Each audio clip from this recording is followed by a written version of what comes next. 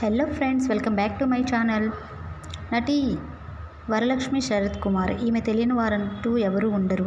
ఈమె ఎన్నో తమిళ, తెలుగు సినిమాల్లో నటించి మనందరినీ ఎంతగానో అలరించి మెప్పించారు.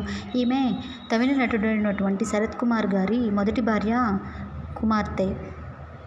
అయితే ఈమె ముంబైకి చెందిన నికోలస్తో వెడ్డింగ్ రిసెప్షన్ని జరుపుకుంది.